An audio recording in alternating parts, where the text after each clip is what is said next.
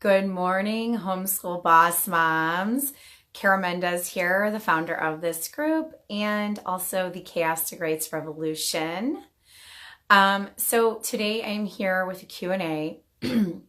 I actually have a question from one of our members, and she asked, how do I put homeschooling first as a priority when it's not my passion slash zone of genius? And I just love this question. And I can totally relate to this. But I'm going to share a couple different perspectives of where I've been at different times with homeschooling and my work. So I used to put homeschooling first, like as in the first part of my day. And I've shared this in some other videos. But what I did was I would just structure my day where the first half of the day, and this is when we were using curriculum. So I would put all of our homeschooling part in the first part of the day, and then I would do my work in the afternoon. And that is how I made it first. But it was still very easy to get distracted and, maybe be on the phone a little too much, or, oh, hold on guys, I just have to, answer this email or whatever. So whenever it's like, it gets challenging, right? Like sometimes it can just be really challenging to hold the space for our children. And it's really easy to like kind of duck out in that way, be like, I really don't know if I want to be here. So let me just go like make this other thing a priority real quick so that I can like avoid doing the thing that's like not feeling good. So it really leads to another question of, how can it feel better? How can homeschooling feel good to you if it's not your zone of genius or your like top passion, right? Like how can you make it enjoyable and fun for you while also still accomplishing the education that you desire? So number one, if you don't know me very much, my number one, well, I don't know that I would say it's number one, but it's pretty up there. There's no rules. There's no rules. You just throw that shit right on out the door, right? Like, hi, Kelly, anything that you've learned about what education is supposed to look like, needs to happen, how many hours, all the things, you can just like basically wipe the slate clean like right now and you get to start over. So every child is different, right? Every family is different. Like we know this, but we've also been programmed to think that it's supposed to like happen in like, what is it? The 7-hour day, right? Like education's supposed to happen in this like window of school hours. But it doesn't. Learning happens and education happens all the time, right? All the time. So, I had some notes that I had written for this. So, what would be fun for you and your kids, right? Like, how could it be fun? How do you like to learn, or how do you like to teach? Like, what do you naturally do? Like, maybe start to pay attention and assess that. And then do more of it, right? And just find ways to stay in your zone of genius of teaching, right? So, let's see. Like, for example, we started with Waldorf education, and I had never known how to knit or how to use black crayons or chalkboard drawings or any of these things. In fact, I really wouldn't consider myself very artistic in nature. Creative, yes, very creative. Always been very creative, but I wouldn't consider artistic as being a strong suit of mine. So when it came to those parts, it always just felt a little hard, a little harder. I could draw the drawings, but I didn't know how to teach how to draw the drawings. And then I would notice that my kids would struggle with that. I still don't know how to teach the drawing part. Now, my husband, on the other hand, he is more artistic. Like, he can draw things. Like, he took like drawing classes, right? So I should probably hand that part over to him more. Or outsource that shit, right? Like, you guys know some of you guys know my philosophies. Like, outsource it, delegate it to somebody else. You know, maybe you take an online class or one of those ones at the library or anything. There's so many opportunities for homeschoolers for education, right? So just stick with what you're really good at. You don't have to do it all. You don't have to know how to do it all. That's not what homeschooling is about. And you just keep asking yourself, like, how can this be more fun? What am I really good at? Maybe you even, like, this is like what you would do for your business. You would like ask people, like, what are my superpowers? Like, what am I good at? And let them tell you, like, oh, you're really good at this, you're really good at that. And you're like, oh, okay, yeah. And you keep focusing on those parts of you that are the strongest, right? Like, you're a sense of genius and educating your children just as you would in your business. Okay. Let's see. So, like, okay, so for example, we had this thing was last year where the kids, my son ended up getting this like book from the library about Jesse James. He just got so into it. And then everyone followed suit because he's like the oldest and they just all, wanted to do it. So they started like pretending like they were the Jesse James gang. And then they ended up like being that for Halloween. And we like read a couple books about him and we were looking at all kinds of articles and stuff online. I think we even got like a documentary from the library. It ended up being a little too gruesome for them. So, hey, Natalie. And then we even went to so we live in Missouri. So we went to Merrimack Caverns, which was one of Jesse James's known hideouts. So we did this whole thing and it ended up going on for months and months and months. And they were just loving and obsessed. So it was really cool. And I just kind of was like, oh, we added up how much money this book said he's, had robbed from people and things like that. So we worked in some math and all the, I think we ended up looking at maps and stuff. So there was geography and of course history and all of that woven into this. But that was really fun. And that felt really easy for me. Sitting down and following the curriculum has always felt really hard for me. My kids never wanted to do it and I would try to force it on them. So, so a few months back, we were working on learning some more Spanish, even though my husband is fully bilingual. My children are not yet, but we are planning on taking a trip pretty soon to a Spanish-speaking country. We're still Mexico at some point, maybe Costa Rica. We're still figuring it out, but yeah, So those are some fun things that we have done for that. And the kids really they like to learn the words, they like to learn how to speak the Spanish.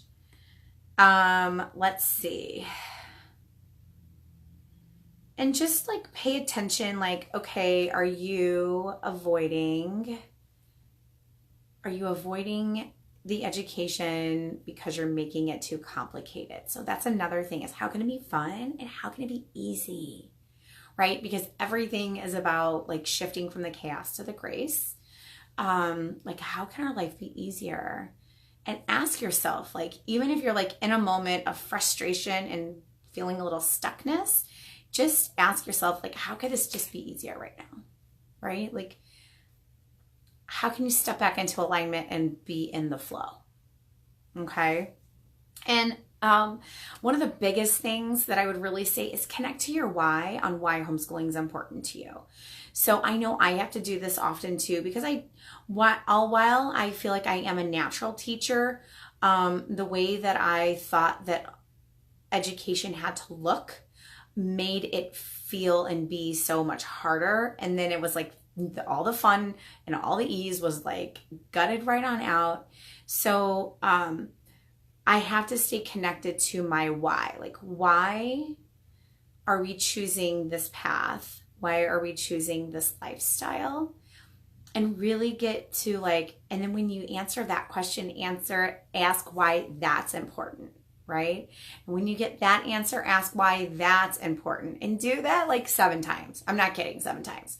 Really get to like the deep, deep essence of why you are homeschooling and why homeschooling is important to you. And I guarantee you that will really help create space for you to like make it a priority. I don't even like to call it that, but I understand the question. So we don't want to feel like we're neglecting our children, but also if we're doing work that's like so in alignment for us and we love it and we're good at it, like we all want to just do the things that we're good at, right? So you just have to find that same place in your education approach and style. And I know there's a lot of stories that we have around what it's supposed to look like, be like, and what your kids are supposed to do by this age, and this age. And I have just kind of come to toss those arbitrary rules right on out the door, because when you really question it and look at it and you're like, well, who really said that was the truth? You know, is it really the truth? I don't think it's the truth. Like, because there's some shit I never learned that I'm learning as an adult, right? And now it's interesting, but back then it was like, oh God, please, someone just shoot me now, you know? So you don't want to do it. Like I love to craft. So I love doing crafts with my kids. And some of my kids like to do crafts and some of them don't. But I also like love to like go do things with them, you know, like go to the park and go to the places, and so we do that too. And I love to go to the library. Hi, Amy. So there's all the things that you can do. Okay. Let's see. What else is here on my notes? Do you want to know a really great way that I have made homeschooling easy? So my kids love, you know, story time. So, and they always have, it's just been a very revered time for us. So I work in like those, like what Charlotte Mason would call living books. I work those books in during story time. So we have read like, The Secret Garden. We have read The Little House in the Big Woods. We're almost done with Farmer Boy. And I'm not sure what's going to be up next, but we've also read the Jataka Tales and the Animal Burgess stories and all of those things at bedtime. They love it. Like love, love, love it. So I just wove that in right there. Hi, Ashley. Good. Yes. Come on back. Sister, the replay will be up right after this. Let's see. What else? Trying to think of how else I have made this easy. Okay. I have, and so you may not have this person or you may not think it's possible for you, but I promise you can like call in and create it any way you want it to look. We have this wonderful homeschooling family who they only have one child, is older, my son's age, but she actually has my oldest boy with her right now, and they are like going and doing a science experiment together at the park with like a bunch of other families. Now today was my work day and I have my nanny here, and so I couldn't go and take all of the kids, but she came and got my oldest son, so he got to participate in that. And so he's getting educated and I'm not the one having to do it, right? I know there are some other moms here too. Again, this is where I'm talking about the outsourcing and delegating, who they have friends or neighbors who, or even caregivers. I know one of my clients, her nanny delivers lessons on the days that she's there. And actually, I know my nanny would too. And that might be something that we look at in the new year after the holidays. Because my nanny also wants to be a homeschooler. She wants to homeschool kids, her own children when she has them. So there are people who want to help you, and you just have to know that and believe that, and call them and attract them into your life. Let's see, how else can you can make this work? There's just so many ways. Again, like there's all the online classes. Oh, I think I was going to say YouTube channels. So for example, we watch Brave Wilderness on YouTube, and that's an amazing nature channel. Oh my gosh, my kids, there was literally a couple of month period where instead of reading books at story time, we just watched Brave Wilderness videos. And so it was perfect because this past weekend, I was in Florida on the beach, and I was taking pictures of these like creatures that were like on the sand and sending them back home to my kids. And my 8-year-old said, "Oh, those are, what did he call them? Sea cucumbers." And I was like, "Oh yeah, you're right." Like we watched a video about that on Brave Wilderness, and sure enough, he was right. That's what they were. I never knew what a sea cucumber was growing up. Did you? Unless you maybe like live on a beach. Yes. So these are just some of the ways that you can prioritize your homeschooling when it's not your zone of genius, or when it's not your passion, your biggest passion. You just have to connect to the parts of it that work for you. And you can outsource the others. It's just the same way you would do it in your business. It's like almost kind of mind-blowing, but we don't think of it like that, right? We don't think of it like that. We think we're supposed to be like the all-in-one teacher, but we don't have to be, okay? You can outsource the music lessons. You can take your kids to our library has like a knitting club. So like if your kid wanted to learn that and it was not your thing, you could do that, or maybe your grandma, let your parents, grandparents, great grandparents, friends, neighbors, be the ones to teach your kids things.